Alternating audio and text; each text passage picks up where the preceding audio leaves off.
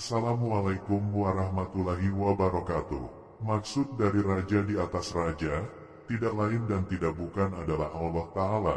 Dia maha besar, maha kaya, maha hebat, maha segala-galanya. Kemudian maksud dari berkalimat atau berfirman adalah, sebelum ada atau tercipta segala sesuatunya, hanya Allah yang berdiri sendiri, kemudian dia ingin menciptakan. Kalimat menciptakannya tidak lain adalah kun fayakun. Terjadi maka terjadilah, maka jadilah segala khasiat di bumi maupun di langit. Dengan sifat mahanya itulah, dia tidak bisa disamakan dengan kita, yang harus menyelesaikan satu hal dulu baru hal selanjutnya.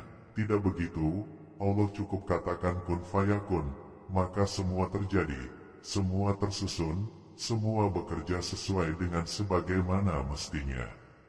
Kemudian, maksud dari dia yang memuji dan menyembah dirinya sendiri tidak lain tidak bukan adalah, kita mengurutkan penjelasan sebelumnya, di mana pertanyaan yang muncul adalah, mengapa Allah menciptakan segala khasiat yang ada di bumi dan di langit?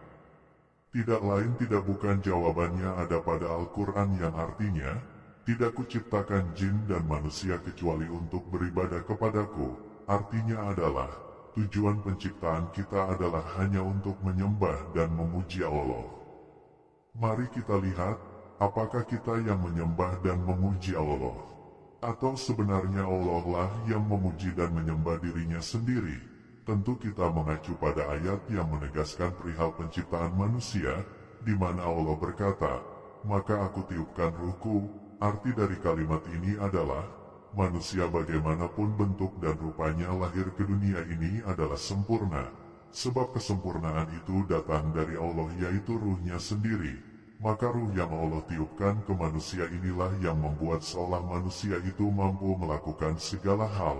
Padahal sesungguhnya itu adalah perbuatan Allah sendiri. Contohnya adalah robot, dia terlihat mampu berbicara, mampu berjalan dan melakukan banyak hal. Padahal sesungguhnya itu adalah perbuatan penciptanya. Tentu dengan adanya daya dorong seperti baterai, kabel dan lain-lain, seperti itulah kita, seolah kitalah yang terlihat mampu, padahal sesungguhnya bukan kemampuan kita. Mari lihat yang paling dasar adalah bernafas, kemudian yang lainnya seperti makan, minum, berkegiatan, termasuk di dalamnya adalah sholat. Di dalam sholat itu ada gerak, ada lisan, ada hati. Masing-masing memiliki tugas berbeda-beda. Okelah nanti kita akan bahas, tapi sekarang ini dulu. Jadi, mampunya kita beribadah atas dasar ruh yang ditiupkan atau dimasukkan ke dalam diri kita. Ruh ini berasal dari dirinya sendiri atau dari Allah sendiri. Dengan kata lain, mampunya kita beribadah. Sebenarnya perbuatan siapa sih? Perbuatan kita atau perbuatan Allah? Jika kita sudah faham dan sepakat bahwa ini perbuatan Allah, atau kita mampu menyadari bahwa ibadah kita, puji dan sembah kita mampu tercipta karena Allah, maka hakikatnya sesungguhnya dialah yang memuji dan menyembah dirinya sendiri. Maka apa yang manusia itu sombongkan dari kemampuannya, kehebatannya? Banyak dari kita mengaku kita paling hebat, paling alim, paling segala-galanya, padahal kita lupa dasar, di mana kemampuan kita semua ini yang kita akui sesungguhnya adalah milik Allah.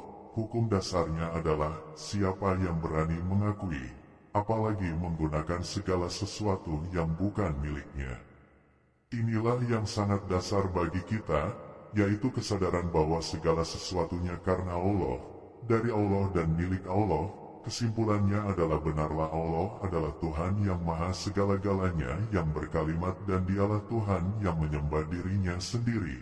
Pertanyaannya selanjutnya, apa tugas manusia itu sendiri?